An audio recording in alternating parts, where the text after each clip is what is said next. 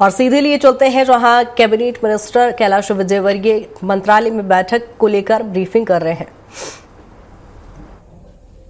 किसान किसी भी रेट में खरीदे, एक पूरे प्रदेश की मंडियों का मॉडल रेट निकालेंगे और उस मॉडल रेट से कम में यदि उसका बिकता है तो मॉडल रेट और भावांतर के बीच की राशि किसानों को मिलेगी। तो किसानों को एक बहुत बड़ी राहत है। उसका कारण है थोड़ा सा कि इस बार पानी कहीं पर बहुत ज्यादा गिरा, कहीं कम गिरा, तो दाना छोटा है बड़ा है, इससे किसान को भाव कम मिलने की संभावना थी। पर ये भावांतर योजना आने से अब किसान बड़े लाभान्वित होंगे, किसी किसान को नुकसान नहीं होगा और कम से कम उसको एमएसपी और मॉडल रेट के बीच का पैसा तो उसको मिलेगा ही, ये इसमें सुनिश्चित किया गया है। ऐसा भी हो सकता है कि मॉडल रेट से ऊपर, जैसे मॉडल रेट अगर निकला, मैं एग्जांपल बता रहा हूँ, 4800 रुपए, उसका अगर 4900 में गेहूं बिका, सोयाबीन बिका, तो फिर 4900 से 428 ये उसके खाते में जमा हो जाएगा, डीबीटी हो जाएगा, सीधे उसके खाते में पैसे जमा हो जाएंगे। इसमें मुझे लगता है कि काफी प्रचार प्रसार भी हो गया और कई बार व्यापारी कार्टेल बना लेते हैं, तो हमने सारे जनप्रतिनिधियों से कहा कि आप मंडियों में खड़े रहें, कार्टेल नहीं बने और किसानों का नुकसान नहीं होना चाहिए।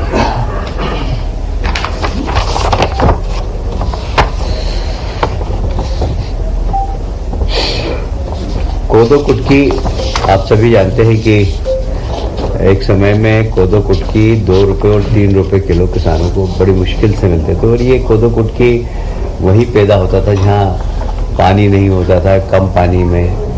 और हमारे देश के प्रधानमंत्री जी ने कोदो कुटकी का भाव पूरी दुनिया के अंदर बढ़ा दिया और हेल्थ के प्रति जो कॉन्शियस लोग हैं, अब सब लोग कोदो कुटकी ही खाते हैं, गेहूं छोड़ दिया। उसमें से एक मैं भी हूँ। वैसे बहुत सारे लोग हैं जो अब कोदो कुटकी खाने लग गए। एक समय था जब ये 2 रुपए 3 रुपए में मिलता था और माननीय प्रधानमंत्री जी ने इसकी खेती को भी प्रोत्साहन दिया है। एक लंबी घटना है पर मैं आपको कभी बाद में बताऊंगा। वो कोदो कुटकी का रेट मिले, हमारे 11 जिलों में किसान बोते हैं और उनको सही मूल्य मिले और उस खेती के प्रति भी प्रोत्साहन मिले उनको, इसलिए एक तो रेट हमने किया है 3500 रुपए प्रति क्विंटल, ये किया है कुटकी का, और कोदो का है 2500 प्रति क्विंटल। ये सब 250 और 300 रुपए प्रति क्विंटल में बिकते थे। मतलब मैं किराने वाला हूँ इसलिए मुझे मालूम है। और ये एक राज्य सरकार ने बहुत अच्छा काम किया, श्री अन्न फेडरेशन बनाने का निर्णय लिया है। ये श्री अन्न फेडरेशन इस कोदो कुटकी को मार्केटिंग करेगी, इसका वैल्यू एडिशन के लिए काम करेगी और हमारे आदिवासी भाई, ज्यादातर आदिवासी इसको खेती करते हैं, उसकी उनको सही मूल्य मिले, इसके लिए एक श्री अन्न फेडरेशन हमने बनाया है और उसको 80 करोड़ रुपए की राशि बिना ब्याज के सरकार ने दी है अभी, कि आप इसके प्रमोशन के लिए, इसके मार्केटिंग के लिए, इसके वैल्यू एडिशन के लिए जो करना है वो आप करिए।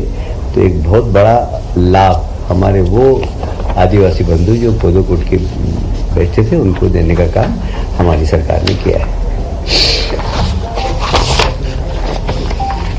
रेशम समृद्धि योजना, ये भी एक समय में हमारे यहाँ काफी होता था पर धीरे धीरे कम हो गया। इसमें पहले राज्य सरकार प्रति एकड़ लागत मूल्य 3.65 लाख प्रति एकड़ लागत मूल्य मानती थी। अब हमने इसकी लागत मूल्य 5 लाख कर दी और उस वक्त किसान का अंश होता था 1.56, 1,56,000। अब हमने उसको 5 लाख कर दी और किसान का अंश भी कम किया है। अब किसान का अंश हो जाएगा 1,00,000 25,000 जनरल किसान का और SC/ST के किसान का सिर्फ 50,000। ये भी रेशम केंद्र के रेशम के उत्पादन को बढ़ाने के लिए किसान अपने उत्पादन के साथ साथ एक कुछ नया काम भी कर सके, और इसलिए ये कृषि रेशम समृद्धि योजना जो लागू की है, ये आम किसान भी इससे जुड़े और रेशम के आधार पर अपनी खेती के साथ साथ ये भी एक इस साल खत्म हो जाएगी योजना। जी इस साल खत्म हो जाएगी। क्या? हर सरकार ने 5 साल के लिए लागू की है। हाँ। 50 साल से सोते रहे, लागू नहीं किया इसको। कर दिया ना? नहीं, तभी किया लास्ट में। हाँ, फिर कर देंगे यार, क्या कुछ चिंता करते हो?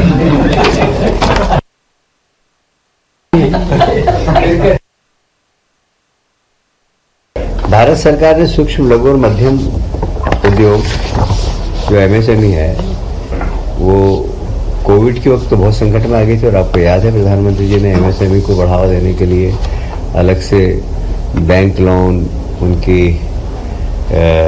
उनके उत्पादन को मार्केट मिले, इसके लिए काफी प्रधानमंत्री जी ने प्रोत्साहन राशि दी थी। अभी भी रैंप योजना के अंतर्गत अभी हमें 105 करोड़ रुपया सिर्फ इसके अंदर वही होना है कि कैसे उनके क्वालिटी सुधरे, उनको मार्केट मिले, और यह पूरी MSME को प्रोत्साहन के रूप में, क्योंकि MSME एक ऐसा क्षेत्र है जहां रोजगार की संभावना बहुत रहती है, तो इसलिए रोजगार ज्यादा से ज्यादा मिले लोगों को, तो MSME को प्रोत्साहन देने के लिए ये योजना प्रारंभ की है।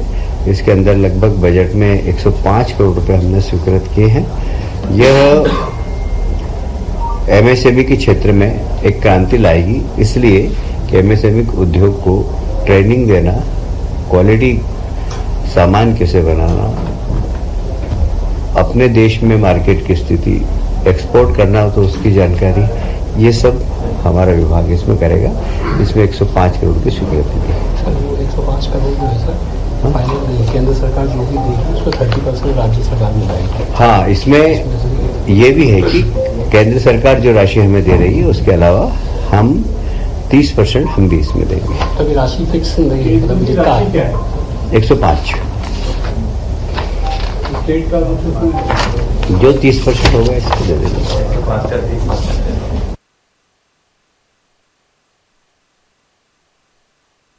आपको याद होगा हमारे एक विधायक थे, ट्रेन करेंगे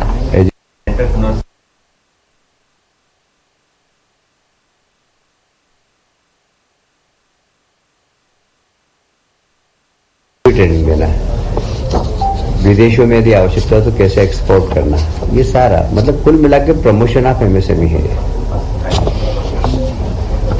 एक आपको याद होगा हमारे एक विधायक साथी हैं मधु वर्मा जी इंदौर के, उनको वो सीवियर अटैक आया था, और एक उनके गनमैन थे उनके साथ में उस वक्त, 15वीं वाहिनी के श्री अरुण सिंह भदौरिया। उन्होंने बहुत मेहनत करके घर से हॉस्पिटल ले जाने में उन्हें CRP दिया, मुंह से ऑक्सीजन देके उनका हार्ट चलाया, और डॉक्टर का ऐसा कहना था कि इतना सीवियर अटैक था कि ये यहाँ तक नहीं आ सकते थे यदि ये जवान ये सारी प्रक्रिया नहीं करता तो माननीय मुख्यमंत्री जी जब देखने आए तो हमने उनको रिक्वेस्ट किया कि इस जवान ने तो मधु भैया की जान बचाई है, इसको मुख्यमंत्री जी ने घोषणा की कि हम इसका out of the turn promotion करेंगे। विभाग में इस प्रकार के प्रमोशन कभी भी नहीं हुए आज तक। अधिकारियों का कहना था कि नहीं ये तो ड्यूटी किया तो क्या होगा, नहीं, ऐसे लोगों को प्रोत्साहन देना चाहिए और आउट ऑफ टर्न इनको हम प्रमोशन दे रहे हैं। जी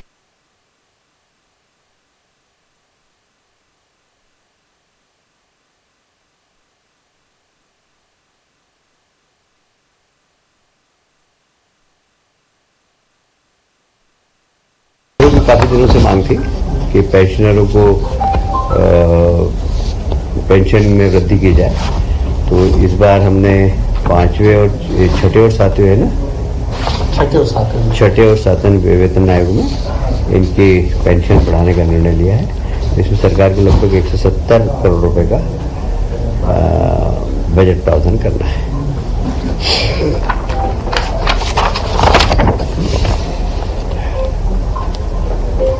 देखिए, बहुत महत्वपूर्ण आज निर्णय और हुआ है। सरदार पटेल कोचिंग प्रशिक्षण योजना, ये साधारणतः अल्पसंख्यक और SC/ST और पिछड़े वर्ग के हमारे नौजवानों के लिए है।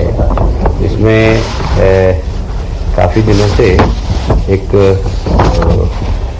लोगों की मांग थी विद्यार्थियों की, क्योंकि बहुत बड़े बड़े कोचिंग क्लास, बाहर के कोचिंग क्लास में हम कोचिंग नहीं कर पाते हैं। तो हमने उन सब रजिस्टर्ड कोचिंग क्लासों को जो नेशनल लेवल की है उसमें भी प्रशिक्षण प्राप्त कर सके, इसलिए उन सब का रजिस्ट्रेशन करने का पहली बात निर्णय लिया है। दूसरा, उनके आवास के लिए, यदि वो शहरी क्षेत्र में पढ़ते हैं, ग्रामीण क्षेत्र के लोग आते हैं तो शहरी क्षेत्रों में पढ़ते हैं, तो उनके आवास का किराया भी सरकार देगी। तो 1000 रुपये उसके लिए भी हमने प्रावधान किया है कि वे प्रशिक्षण प्राप्त करें किसी भी प्रकार की प्रतियोगी परीक्षा के लिए।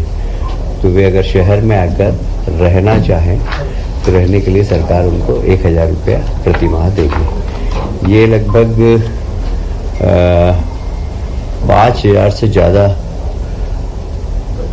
युवा यहाँ पर इसमें अभी तक हमारा अनुमान है कि लेंगे, वो इससे ज़्यादा भी हो सकते हैं। कितने भी युवा भाग लें, हम सब हाँ OBC है ना।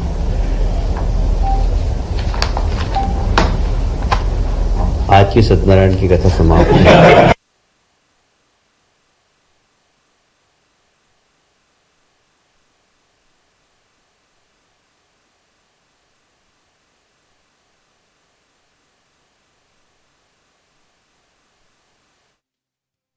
कैबिनेट मंत्री कैलाश विजयवर्गीय कैबिनेट बैठक में हुए अहम फैसलों की जानकारी दे रहे थे, जहां उन्होंने सोयाबीन को लेकर चर्चा की। इसके साथ ही मिलेट्स की ब्रांडिंग किस तरह से की जाएगी, मार्केटिंग किस तरह से की जाएगी, इसकी भी जानकारी उन्होंने दी। सोयाबीन भावांतर योजना में किस तरह से शामिल की गई है, MSME के लेकर किस तरह से काम किया जा रहा है, प्रदेश सरकार के जो अहम फैसले हैं किसानों को लेकर, उनकी जानकारी दी गई।